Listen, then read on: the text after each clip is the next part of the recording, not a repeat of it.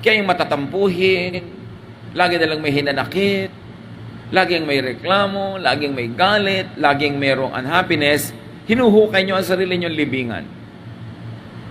Sinisira nyo ang inyong sariling katawan.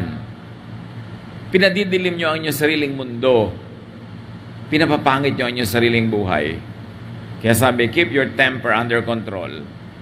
Keep your negative feelings under control. Ibig sabihin lang nun, kaya mong kontrolin kasi hindi naman sasabihin ng Bible kung hindi mo kayang gawin eh. Ang kalungkutan ay maituturing na isang uri ng sakit. Dapat gamutin, dapat itaboy, at dapat huwag manghawa. At dapat huwag kang magpahawa sa lungkot ng iba. Ipinagtatanggol natin yung saya kasi napakadali nung pasukin ng lungkot. At kasunod nun, pati ang iyong kalusugan ay magdurusa.